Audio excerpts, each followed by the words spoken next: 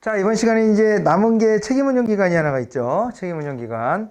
한번 좀 보도록 할 텐데, 그 전에 요거 하나는 좀 보고 갈게요. 262페이지 가보시면은, 뭐 여기는 별로 크게 할 건 없는데, 그 NGO의 실패 모형이라 그래서 동그라미 4번에 나와 있는 거 있죠. 그거하고, 그 위에 정부하고 NGO의 관계. 뭐 이런 거하고, 뭐 간단히, 이게 또 기출된 적은 있으니까, 그거 좀 잠깐 확인하면서 갈게요. 그 정부와의 관계 그랬을 때, 여기 보면 이제 정부하고 어쩔 때는 대체지역 관계가 되기도 합니다. 대체적 관계. 정부 거 아니면 시민단체 거. 이렇게 이용하면은 대체적 관계고요.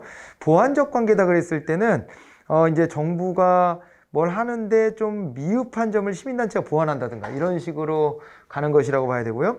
그 다음에 이제 대립적 관계다 그랬을 때에는, 요거는 이제 어떻게 되냐면은요.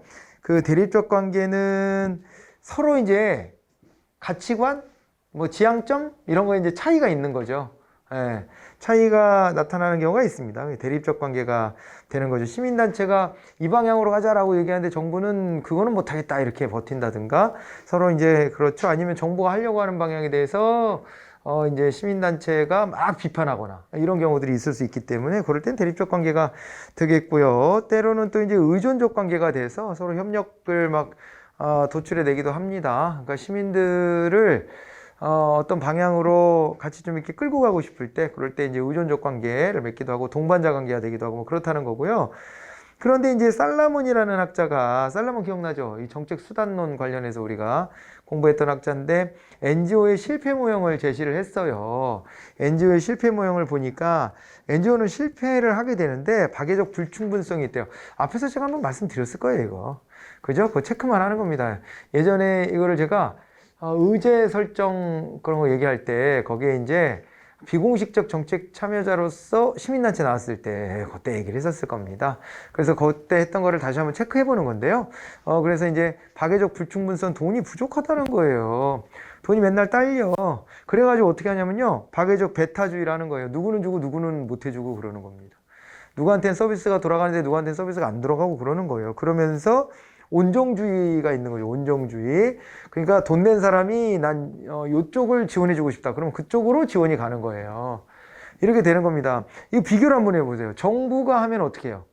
정부는요, 어떤 요건을 딱 정해서 그 요건에 해당되는 모든 사람에게 똑같은 혜택을 주는 거 아닙니까? 그죠? 그런데 여기는 어때요? 시민단체는 어쩔 수 없어요. 그러니까 맨날 TV 같은데 뭐 EBS 이런 거 보다 보면은 거기서 어때요? 뭐 5살 뭐 다은이는 뭐 할머니랑 살고 있습니다. 뭐 이거 맨날 그런 거 하잖아요.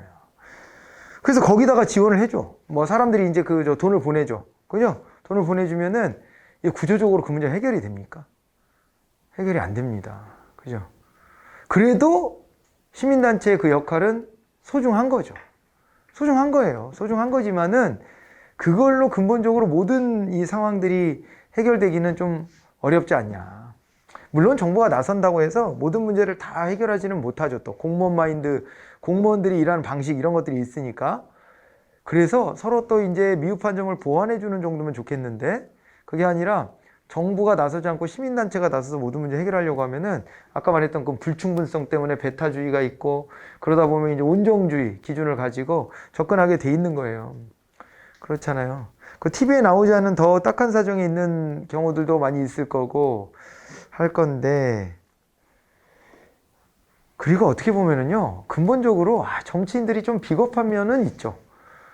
그것도 민주주의 맹점인데요. 정치인들이 비겁해질 수밖에 없는 게 표를 의식하니까 세금 올리자 말을 못 하잖아요. 근데 사실은 누구나 다 그런 거 보면 아유 나는 그래도 먹고 살 수 있으니까 몇만 원이라도 좀 후원해야 되겠다 이런 생각을 하지만은 그거를 세금으로 해서 전체 대상으로 이런 처지에 있는 애들을 위한 복지정책 만들겠습니다. 이런 얘기를 하면은 그럼 문제가 좀 골치 아파지잖아요. 그러니까 정치인들이 그런 얘기를 안 하는 거지. 증세 안 하고서는 그런 데 신경 쓸 수 없는 거는 사실이에요. 그러니까 우리가 복지국가 하고 싶으면 증세에 동의해야 합니다. 다만 이제 그러면은 또 국민들이 이런 문제 제기를 할 수밖에 없죠. 우리 돈이 허투루 쓰이는 것 같은데 그거 어떻게 하냐. 이런 거. 그죠? 그래서 재정민주주의. 이런 것들을 잘 구현을 하고, 그 다음에 재정의 건전성 같은 것도 많이 확보하고, 그렇게 하면서 복지 아젠다를 국민들하고 좀 대타입으로 끌고 왔으면 좋겠어요. 안 그러고 맨날 뭐 대선, 총선 이런 거 할 때마다 후보자들이 중구난방으로 난 이거 하겠다, 난 이거 하겠다 이렇게 하면 체계성이 떨어집니다. 그잖아요. 우선순위도 막 역전되고 그렇게 될 수 있거든요. 그래서 싸우지 않아도 될 거 가지고 싸우기도 하고 그래요. 예. 뭐 보편 복지냐 선별 복지냐 이거에 대해서는 보편적으로 해야 될 대상이 있고 선별적으로 해야 될 대상이 있는 거죠. 그런 것의 조화로움으로 이게 포트폴리오가 완성이 돼야 되는데 그러지 않고 뭐 옛날 논쟁 아닙니까? 100년 전에 복지를 하냐 마냐 할 때 논쟁이야 그게. 근데 지금 복지를 하기로 합의했으면은요 그거는 그 논쟁을 크게 할 필요는 사실 별로 없어요. 별로 없고 그러면은 뭐 논쟁의 깊이가 좀 더 이제 한 단계 더 진척돼서 가야 되는데 그러니까 이런데 이제 우리가 NGO를 통해서 그죠 이렇게 딱한 처지에 있는 공동체 일원을 도와주려는 마음을 먹었다. 그러면 차라리 이걸 세금으로 인당 얼마씩만 1년에 내줘도 그 돈이 얼마입니까? 그래서 그런 걸 가지고서 이게 복지 혜택을 한다면은 이게 이제 그래도 이 빠져나가는 구멍을 메우면서 갈 수가 있을 텐데 그렇지 않고 이런 걸 시민단체가 활동하는 것에 맡겨놓으면 이런 이제 단점도 있다는 거죠. 이거를 살라몬이 지적한 겁니다. 그리고 또 하나가 아마추어리즘이라고 그랬죠. 아마추어리즘. 그랬습니다. 예전에 좀 설명한 거지. 나 길게 말할 필요 없는데 계속 말하고 있네. 좀 색다른 차원의 얘기도 좀 했습니다. 근데 아무튼 아마추어리즘도 뭐라 그랬냐면 여기는 뭐 전문가 집단 인면도 있긴 있는데 그건 자기네들이 관심 있는 것에 정책 대안을 만들어내야 되겠다. 그러면 그거는 오랫동안 갈고 다듬어져서 전문가적인 요소도 있겠지만은 이 실무적인 차원에서의 이제 어떤 체계성 같은 것들은 좀 많이 떨어지게 되고 그런 점에서 이제 아마추어리즘이다 이렇게 얘기를 할 수가 있죠. 네, 뭐 이제 그렇게 네 가지 한번 같이 보시고요. 그 다음에 넘어갑니다. 책임운영 기관으로 이제 본격적으로 한번 가볼까요? 자, 이제 우리 책임운영 기관을 보자 그랬어요. 에이전시라고 되어 있는데 이게 뭘 책임운영 기관이라고 하냐? 이거 신자유주의 개혁이에요. 이것도 NPMG 개혁입니다. NPMG 개혁. 여기 이제 신자유주의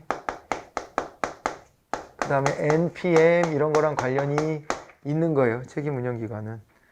그래갖고 이거는 이제 역사를 보면은요. 영국의 이제 대처가 1988년 이때 이제 도입을 했다는 거잖아요. 지금 보면 그죠? 88년에 이제 최초로 도입을 했다 이렇게 보는 겁니다. 책임운영기관이. 자, 그래서 이게 이제 책임운영기관 같은 경우는 어떻게 되냐면은 말이에요. 요거는 이제 이게 이제 정책 결정보다는 정책 집행 쪽입니다. 정책 결정이 아니라 이렇게 정책 집행에 해당되는 분야고요. 아, 참 개혁 이름을 얘기 안 했구나. 요게 Next Steps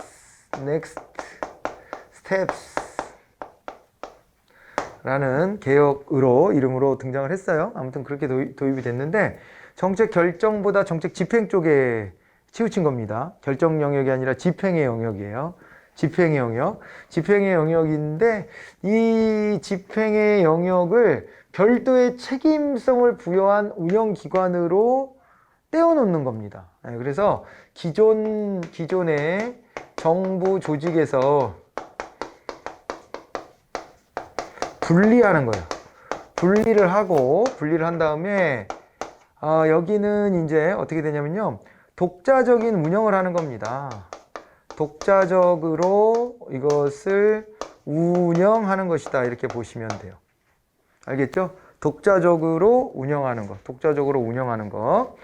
독자적으로 이제 운영을 하고, 그래서, 특히 여기 뭐 대표적인 게 독립재산제 같은 것들을 해요. 자율적으로 있잖아요. 자율성 같은 것들을 주고, 그 다음에 이제 독립재산제 같은 거를 주고, 이런 걸 해가지고 독립재산제가 독자적으로 자기네 정부를 따로 만들으라는 거예요. 우리나라에서 식으로 보면은요, 아까 말했던 특별회계, 이런 장부를 줄 수가 있는 거죠. 이런 걸 해가지고 어떻게 하냐면은요, 나중에는 이제 책임을 추궁하는 겁니다. 책임을 부여하는 거예요. 책임의 부여. 책임을 주겠다가 목표입니다. 그래서 이 구성원들은요, 전원 공무원으로 구성되어 있다. 그거는 원래 공무원 조직에서 떼어낸 거잖아요. 공무원들로 구성이 되어 있는데 단 있잖아요. 여기 기관장 있죠. 기관장.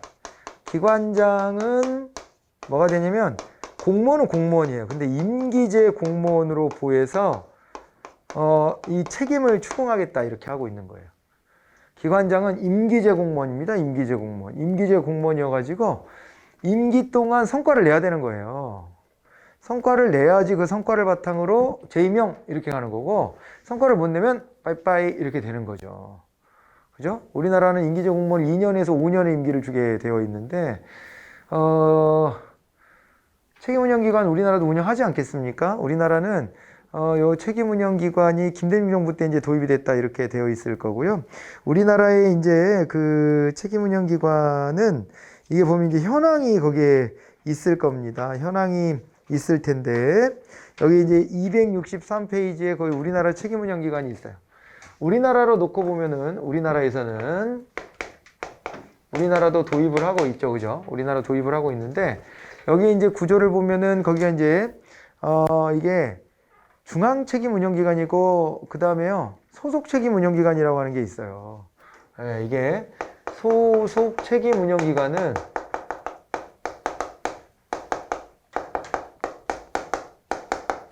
소속 책임 운영기관은 뭐겠어요?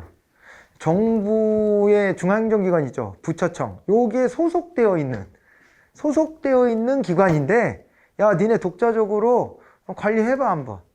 조직 운영도 해보고 말이야. 인사 운영도 해봐. 해보고서 나름의 자율권을 가지고 해보고 그러고서 평가받자. 이렇게 떼어놓는 거죠. 그래서 소속 책임 운영기관이라고 하는데 이 소속 책임 운영기관에 보면은요. 조사 연구형이 있습니다. 맨 앞에 나와 있죠. 조사 연구형 책임운영기관이 있고, 네. 조사 연구형 책임운영기관도 있고, 그리고 또 이게요, 책임운영기관의 종류가 여러 가지인데, 뭐 이제 교육훈련형 같은 것도 있고요.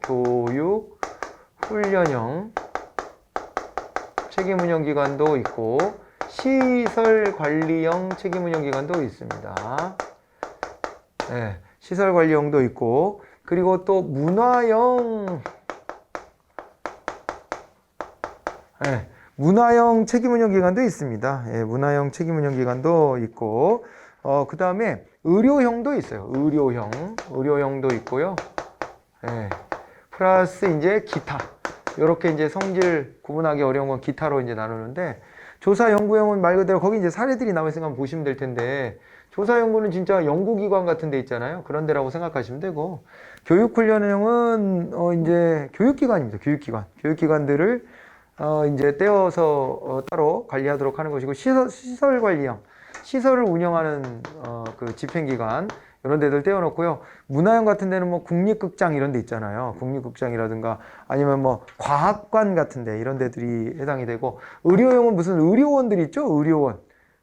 국립, 공립 이렇게 운영되는 데들 있잖아요. 이제 그런 데들이 여기에 포함된다고 보시면 됩니다. 그리고 거기에 어디에도 들어가지 않는 걸 기타형이라고 이렇게 나눈다 정도 봐두시면 됩니다. 그리고 또 뭐가 있냐면은 이제 중앙 책임 운영기관이 있어요.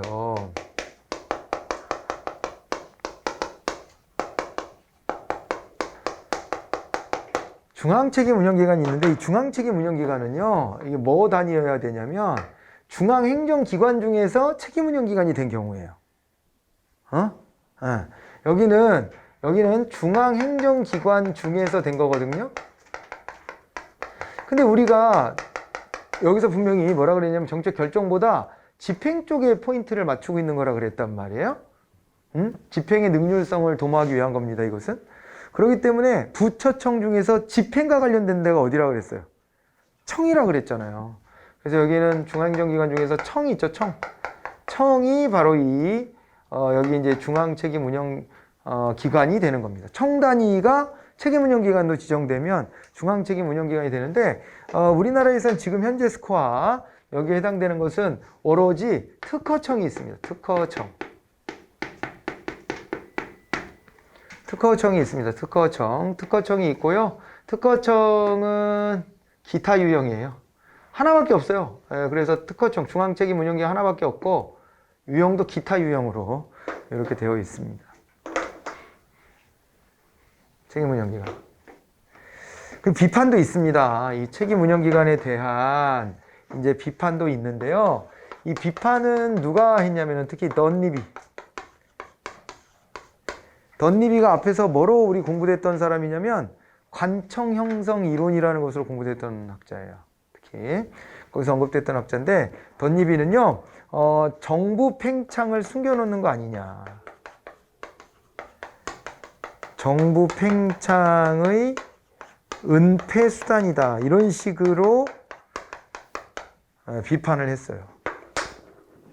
이게 뭔 말인지 알겠어요? 그러니까 봐봐요. 대처 때 하려고 했던 방향은 큰 정부예요, 작은 정부예요?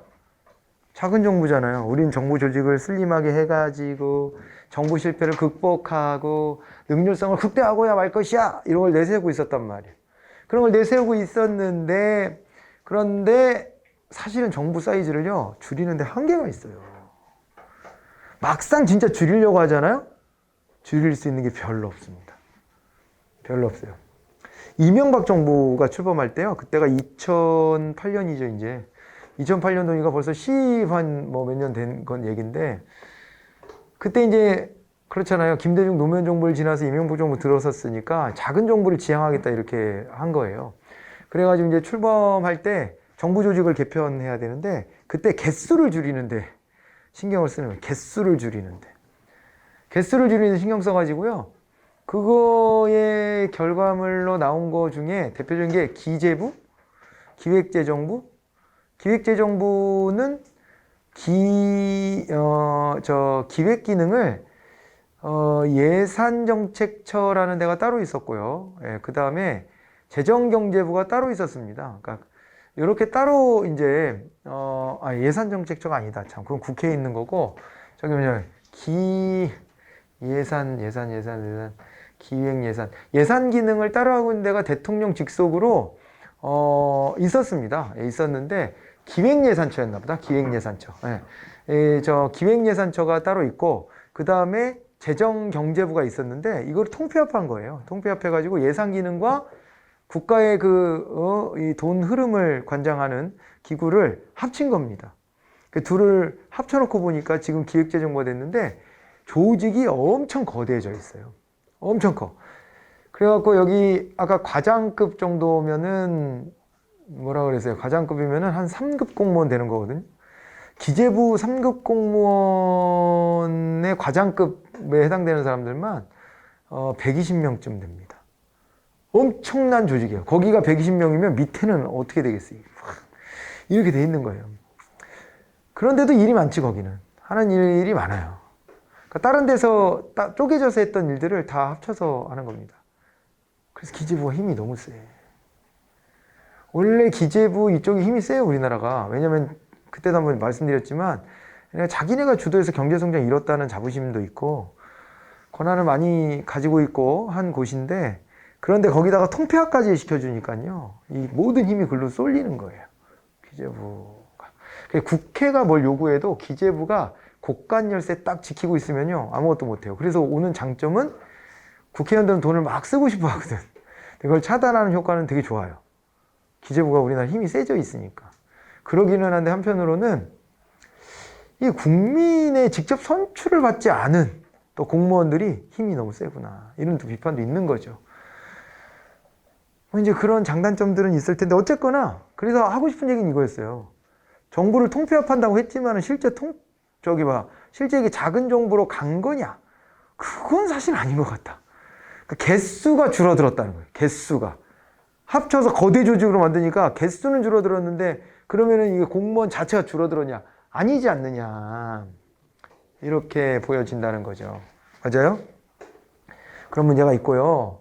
그 다음에 또 한 가지는 LH 같은 데도 그때 그런 식으로 출범했어요. 이거는 공공기관도 막 통폐합을 해가지고 토지공사와 주택공사가 합쳐진 겁니다. 옛날에 주공이라는 말 썼었잖아요. 주택공사.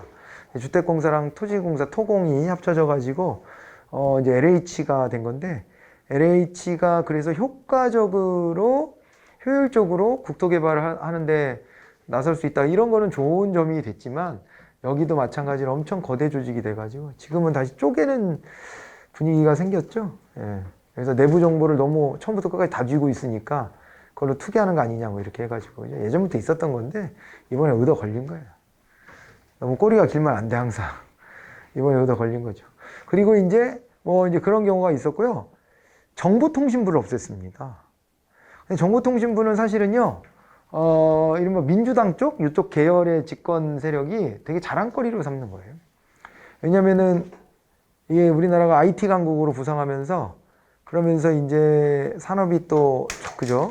대한 산업이 이렇게 생겼던 것이기 때문에 90년대 말부터 그 정책을 펼친 것에 대한 자부심을 갖고 있거든요. 그러니까 보수 정권이 봤을 때는 뭐 다르게 보이기도 하는 거죠. 이게 과학기술부가 그냥 하면 될 것 같은데 뭘 이걸 따로 둬?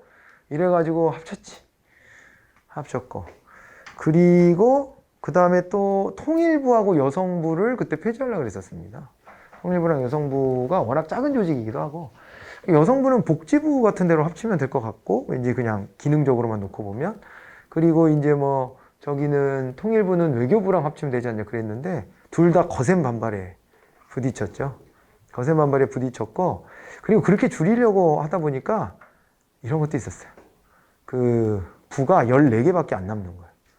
그러면은 우리 국무회의 있었잖아요. 국무회의도 15인 이상으로 어차피 짜야 되는데 뭐 14개로 인위적으로 줄이면 국무위원도 남고 뭐 굳이 그럴 필요 있냐 그래가지고 그냥 반발이 크니까 그거 안 했죠.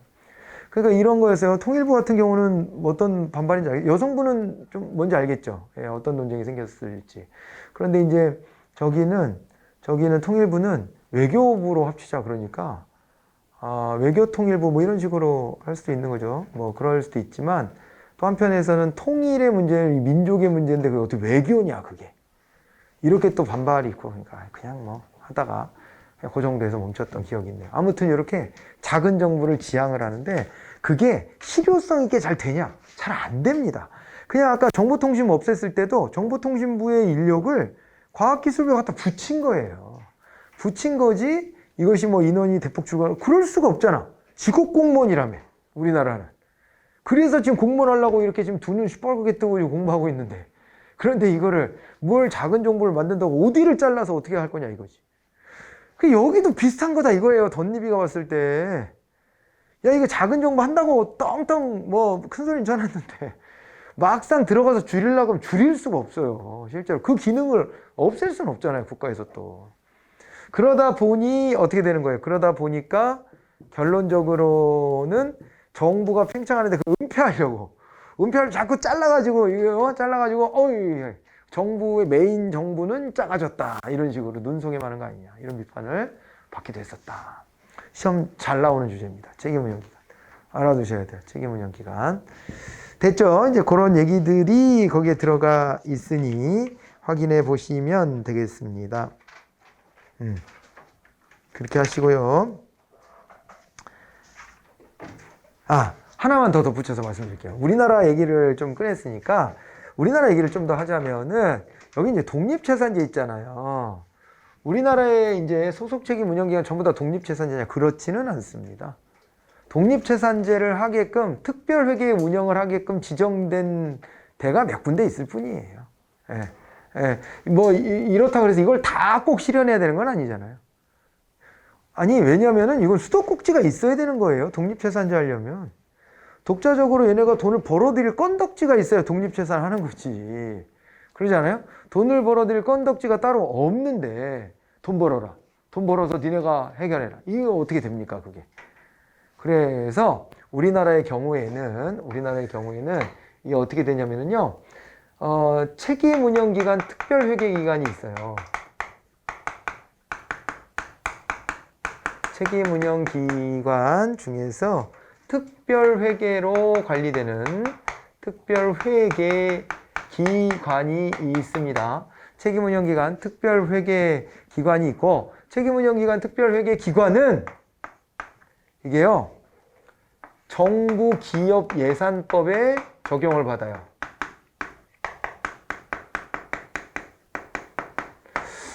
이 얘기는 무슨 얘기입니까? 아까 앞에서 우리가 정부 기업이다 그랬을 때는 어땠었죠? 정부 기업이다 그러면은 정부 기업이라고 하는 것은 정부 부처형 공기업을 말하는 것이었고, 정부 부처형 공기업이고, 이 정부 부처형 공기업이라고 하는 것은, 정부 부처형 공기업이라고 하는 것은, 요거는 이제 정부 조직인데 마치 공기업스럽다 해가지고 그렇게 지정하는 거라고 그래서 네 가지를 얘기했죠. 우체국 우편, 우체국 금융, 그리고 조달사업, 양국관리사업 네 가지거든요. 딱 네 가지예요. 중앙정부로 보면. 중앙정부. 지방에도 있어요. 지방에도 지방직영기업이라고 그런 것도 운영하는데 거기까지 우리가 다 알 수는 없으니까 중앙정부에서 보면 네 개가 있는데 이거랑 동일하게 취급되는 데들이 있는 거예요. 플러스 알파로. 그게 뭐냐면 책임운영기관 중에서 특별회계로 관리되도록 지정된 기관들. 얘네들은요. 정부기업 예산법에 적용을 받게 만들어놨습니다. 정부기업 예산법에 적용을 받게 만들어놨어요. 아시겠죠 이거? 네. 그래서 얘네들은 앞서 봤던 정부기업으로 취급되는 애들이에요. 그러니까 책임운영기관인데 특별회계까지 적용되는 얘네들은 이게 독립재산을 한다는 거잖아요. 이렇게 하는 데들은 정부기업으로 취급된다. 정부기업. 정부부처형 공기업처럼 취급된다. 그렇게 하나 또 봐두시면 되겠습니다. 이런 거 정도 추가하면서 마무리를 지어보도록 하시겠습니다. 자, 이렇게 하고요. 자, 그 다음에 이제 챕터 3을 만만 보고 마무리를 좀 해야 되겠네요. 자, 이제 챕터 2까지 좀 되셨습니까? 네, 챕터 2. 우리나라 얘기 나오니까 조금 더 수월한가요? 좀 어때요? 그래도 좀 들을만 한가요? 그러니까 이게 3단원 오니까 좀 1, 2단원 할 때보다 좀 낫지 않아요? 낫죠? 귀에 좀 들어올 거예요. 귀에 들어올 거고, 3단원도 아직 안 들어와요. 귀에 안 들어와요. 할 수 없어요, 그거는. 제가 말씀드렸지만 계속 외국어 공부하듯이 익히셔야 돼. 그거밖에 방법이 없어요. 익숙해져야지 귀에 또 들어옵니다. 네, 그런데 대체로 좀 중고등학교 때 아주 많이 놀지 않았다면, 아주 심하게 격하게 놀지 않았다면, 그래서 주워 들은 것들도 있고, 뭐, 관료제 얘기도 나오고, 막, 이러다 보면은, 조금 그래도, 그래, 수긍이 되네, 이럴 수도 있고, 내용 자체 난도도 앞에 거만큼 어렵진 않아요. 그렇다고 판단은 되는데, 자, 이제 좀 더 재밌는 얘기로 갑니다. 좀 더 재밌는 얘기가 조직의 관리예요. 조직의 관리 챕터에서는 뭘 공부하냐면요. 대표적인 게 동기부여 이론과, 그 다음에 또 하나가 리더십 이론이에요. 얘기만 들어도 재밌을 것 같지 않아요? 재밌다고 자꾸 세뇌하셔야 됩니다. 이런 재미라도 찾아야지. 내가 이거 궁금했는데 이런 거 알게 되네. 이런 재미라도 있어야지. 안 그러면 힘들어요. 네. 이게 말입니다. 이게 어떻게 되는 거냐면 이게 여기가 이 동기부여 이론을 얘기하는데 조직의 동기를 자극해 주는 거예요. 조직 전체적으로 동기를 자극해 가지고 그러니까 한 사람 한 사람의 동기가 업되면은 그걸 합쳤을 때 전체 조직의 동기가 자극이 또 되겠죠. 동기 자극을 어떻게 해야 되냐, 혹은 무엇을 가지고 해야 되냐, 이런 고민을 한 겁니다. 동기 자극을 해야 되는데. 그래서 여기 공부하다 보면 우리 공부하는 거 있죠? 우리 공부하는 것에서도 새겨들을 만한 얘기들이 막 튀어나와요. 어차피 동기 자극이라는 것은 유사하잖아요. 유사한 데를 건드려 주는 거잖아요. 그래서 공부할 때에도 도움이 될 만한 것들이 있습니다. 앞으로 공부할 내용입니다만은 여러분들은 하루에 일과 계획을 얼마나 자세히 짜십니까? 얼마나 상세히 짜시나요? 근데 그런 이론이 있습니다. 자기 계획을요, 조금은 자기가 달성할 수 있는 것보다는 조금 더 높은 수준으로. 그러면서 구체적으로 계획을 잡으면 실천력이 담보가 된다. 그런 경우 해보신 적 없어요? 핸드폰으로라도요, 오늘 해야 될 일을 쭉 한번 써보세요. 쭉 그냥 써. 막 목록을 좀 나눠도 되지. 과목별로 이렇게 쫙 나눠서 내가 지금 해야 되는데 못하고 있는 걸 쭉 한번 써봐요. 그럼 갑자기 힘이 막 납니다.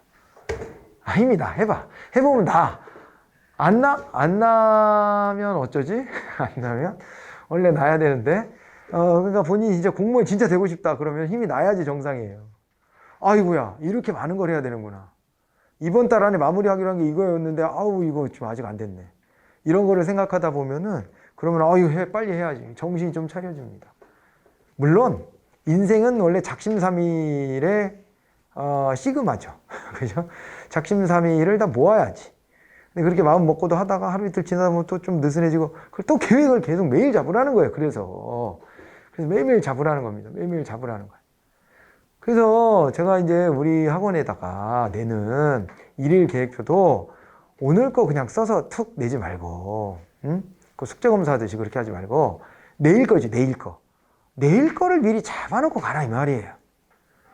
그러면은 내일 뭘 해야 되겠구나라는 걸 또 잡아놓고 이렇게 하면은, 이게 좀 긴장이 되죠. 내일 내가 할 일이 많구나. 이렇게 긴장도 좀 되고, 집에 가서 잘 때, 실눈 뜨고 자게 됩니다. 그냥 아침에 일어나야 될 때 벌떡 일어나지고. 이런 게, 조금씩은 그래도 자극이 좀 될 거예요. 이런 식으로 적용해 볼 만한 이론이 많아요, 여기는. 그래서 이제 그런 것도 좀 볼 거고, 그 다음에는 동기부여도 동기부여인데, 동기를 막 붐업시키면서도 한편으로는 끌고 가는 쪽 있잖아요. 리더가 어떻게 이걸 또 이 조직을 잘 이끌고 가느냐 매우 중요합니다. 조직 리더십. 옛날에는 조직 리더십을 단지 그냥 리더십을요, 타고난 사람이 하는 거? 이렇게 생각했다는 거예요. 약간 그런, 자리가 사람 만드는 건지, 사람이 자리를 만드는 건지, 군대에서요, 별 단 사람들 있잖아요. 별 단 사람들 보면 뭔가 풍기는 게 뭔가 있어. 약간의 아우라가 있는데, 아우라가 있어서 절로 간 건지 아니면 별을 달았기 때문에 아우라가 보이는 건지 잘 모르겠어, 그건 모르겠는데, 뭔가가 좀 기품이 있는 것 같이 느껴져요. 본인의 행동 거지도 좀 그렇게 하겠지. 점잖게 이렇게 행동하려고 하고. 그렇긴 하겠죠. 응? 보는 눈이 많으니까. 체면을 지켜야 되니까.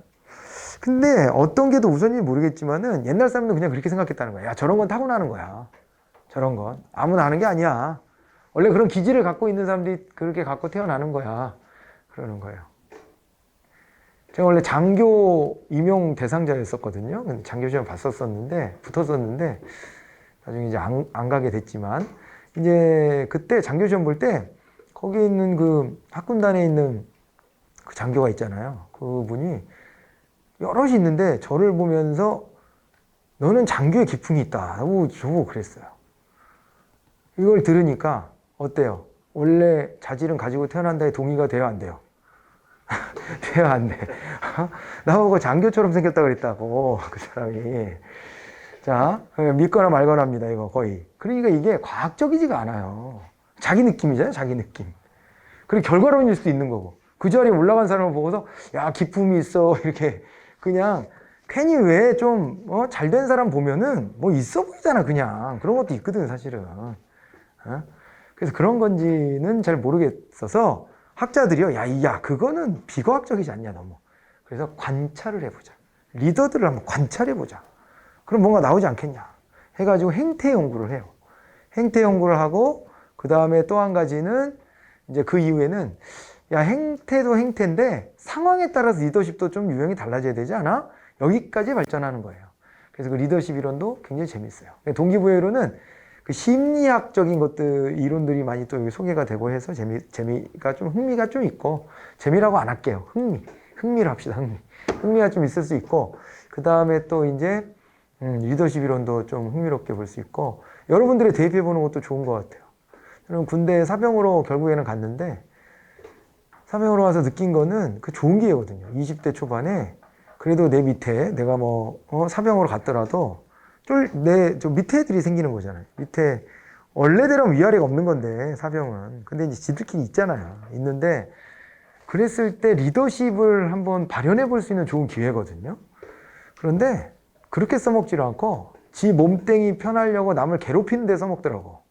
제가 군대 갔을 때만 하더라도. 그래서 참 딱하더라고요. 제가 걔네들보다 나이를 좀 먹어서 가게 됐거든요. 원래 장교로 갈래다가 이제 안 갔으니까.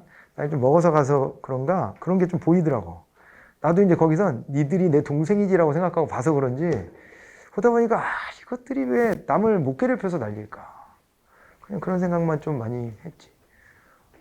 거기 가면 그지도 아니고, 지 서랍에다 놓은 초코파이 없어졌다고 잠 못 자게 하고, 이런 거 보면요. 사람이 뭔가 부족해졌을 때, 뭔가 결핍이 생겼을 때 인간이 어디까지 추악해질 수 있는가를 경험하게 하는 공간이기도 했어. 거기가 자기의 욕망을 발현하는 데 있어서. 근데 이제 원래 그런 사람들은 아닐 거예요. 그 공간에 그런 문화가 있다 보니까 이제 그렇게 됐었을 거라고 보는데, 아무튼 간에 그 리더십을 그렇게 발휘해 볼 사람 50명을 놓고 내가, 그죠? 네. 내가 여기서 니들 이렇게 하자. 한번 해보고 하는 것도 참 좋은 건데, 그런 기회를 잘 못 살리더라고요. 근데 여러분들한테 기회가 옵니다. 이제 또, 이제 직장생활 하다 보면, 여기서 또 여러분 승진하고, 그러면은 부하들이 있을 텐데요. 어디 가서 요즘 애들은, 아유, 야, 내가 하고 말지. 이런 말은 진짜 누워서 침뱉게. 그건 내가 리더십이 없어요. 그러고 막 선포하고 다니는 거예요. 나는 내 밑에 사람을 통솔을 못하는 사람이에요. 이러고 떠들고 다니는 겁니다. 그건. 요즘 애들 이렇다 이거는 뭐 알타미라 동굴벽화에서부터 나오는 얘기이기 때문에 그런 변화에 대해서 자기가 파악하고 자기가 바뀔 건 바뀌고 하면서 리더십을 해야 되는데 못하는 경우가 리더십을 배워야 돼. 그러니까. 그렇죠? 이걸 다음에 배워보도록 하고, 자, 앞부분에 있는 인간관 정도는 좀 이제 마무리하고 지나가겠습니다. 앞에 보시면은요, 인간관이 나오는데, 이게 인간관을 조금 본 적이 있어요. 앞에서 과학적 관리론, 인간관계론 얘기할 때 사람에 대한 관점이 어때야 되냐 이런 걸 좀 얘기한 적이 있고, 조직론 시작할 때에도 그 얘기들을 다시 꺼내면서 그러면서 인간관을 살짝 좀 이제 얹어서 말씀드렸는데요. 이게 샤인이라는 사람이 정리를 한 겁니다. 그래서 합리적 경제인관이 있어요. 그리고 사회인관이 있죠. 이거 공부 많이 했잖아요. 이건 뭔지. 그죠? 그리고 이제 자기 실현인관은요, 한 발 좀 업그레이드 된 겁니다. 한 단계. 그러니까 인간이 말이에요. 나의 물질적인 경제적 이익을 추구한다. 이런 면이 있는 거거든요. 누구나. 있는데, 야, 그것만으로 사람을 규정하기 어렵다. 이래서 나온 게 사회 관계 속에서의 인간을 본 거 아닙니까? 근데 거기서 한 발 더 들어간 것은, 야, 딴 사람과의 관계도 관계지만은 딴 사람한테 예뻐 보이려고 하는 거를 넘어서서 이게 나의 삶의 목표를 설정하고 그것을 달성하기 위한 노력이랄까? 이런 것들과 관련돼 가지고서 이제 자기 실현인간, 자아 실현인간이라는 것이 제시가 된 겁니다. 이런 면도 있지 않아요? 자기의 자존감 같은 거? 나란 무엇인가 이런 고민을 하잖아요, 다. 이게 어디서 와서 뭐 어떻게 되는 거지? 이런 고민을 하고 그래요, 그죠? 고민을 하게 되는데, 글쎄, 뭐, 각자 고민이 다 다르겠지만, 저는 이제 어릴 때는 민족 중흥의 역사적 사명을 띠고 이 땅에 태어났거든요, 제가. 학교에서 그렇게 가르쳐 주더라고요. 우리는 민족 중흥의 역사적 사명을 띠고 이 땅에 태어났다.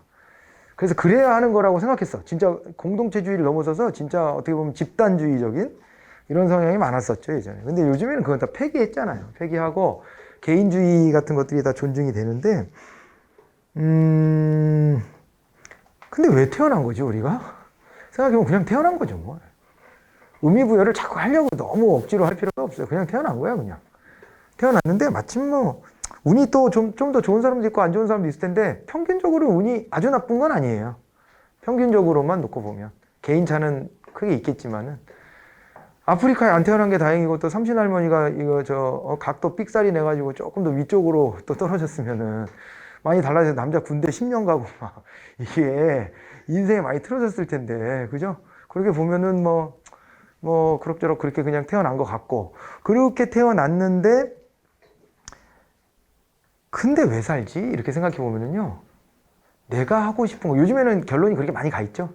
내가 좋아하는 거, 내가 하고 싶은 거 하면서 내가 즐기면서 행복하게 사는 거, 그것이 이 일하고도 결합되면 좋겠고 뭐 이런 고민들 하잖아요. 그게 자기 실현 아니에요? 자기 실현? 자기 실현이에요. 내가 누구 좋으라고, 남 좋으라고 남의 노예로 사는 게 아니고 내 좋은 거를 하면서 산다는 거잖아요. 그죠? 내 목표를 내가 세우고 내 목표를 내가 달성하기 위해서 노력한다. 이게 자기 실현이에요. 이런 욕구가 있더라는 겁니다, 인간한테는. 물질적 욕망도 있죠. 근데 물질적 욕망에만 있으면 이건 하수야. 하수.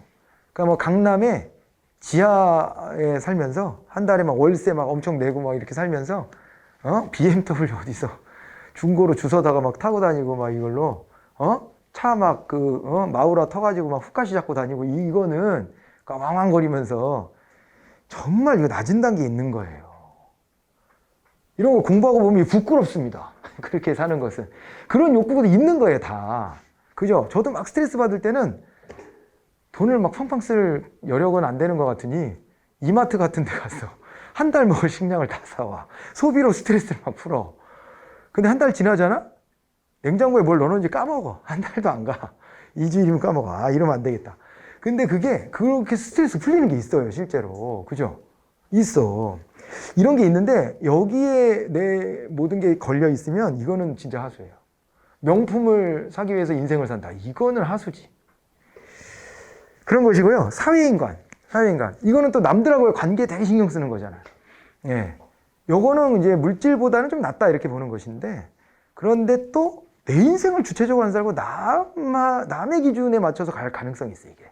그래서 그거보다 업그레이드 된 버전이 자기 실현이에요. 자기 실현. 됐죠? 네, 자기 실현이. 이런 게 이제 전제가 돼서 깔려서 막 나와요. 동기부여, 동기자극 이론에.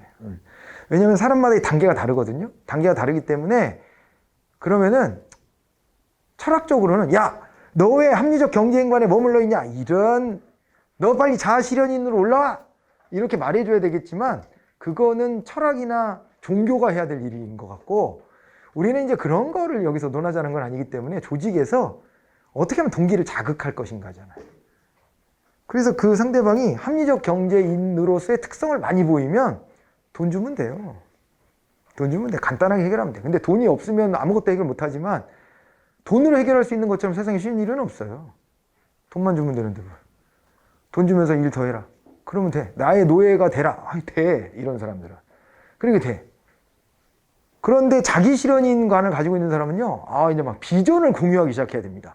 우리 조직에서 같이 열심히 하면 네가 원하는 걸 이런 거에 도달할 수 있지 않겠냐? 너가 발전하지 않겠냐? 이런 걸 막 비전을 공유해 줘야 돼. 어려워지는 거예요, 좀 더. 어려워지는 거고, 그 사람의 그 비전에 맞는 일을 찾아서 맡겨야 되고, 그렇게 하면 이 동기 자극이 되는데, 그렇게 안 하면 돈을 뭐 많이 준다 그래도 돈도 좋지만 나는 이 조직에서 내 발전이 안 되는 것 같으니까 나 떠나겠습니다. 이렇게 되는 거예요. 이게. 그래서 그 상대를 봐가면서 이제 동기 자극의 내용이나 방법을 선택해야 되는 것이죠. 샤이는요, 그런데 인간 안에는 이게 다 있다고 본 거죠. 복잡인가. 다 있죠. 실제로. 다 있지 않습니까? 다 있죠. 물질적 욕망도 있고, 다 있어요. 자기 실현의 욕구도 있고. 자, 그래서 그런 거를 정리를 한번 이렇게 해놓고, 다음 시간에는 이제 동기부여 이론으로 본격적으로 들어가면 될 것 같습니다. 아셨죠? 네. 고생들 많이 하셨고요. 다음 시간에 이제 흥미로운 내용입니다. 정말. 뭐 가장 흥미로운 부분인 것 같아요. 네. 그래서 이 부분 할 테니까 다음 주에 또 우리 건강하게 만났으면 좋겠습니다. 수고 많으셨습니다. 마칠게요. 네.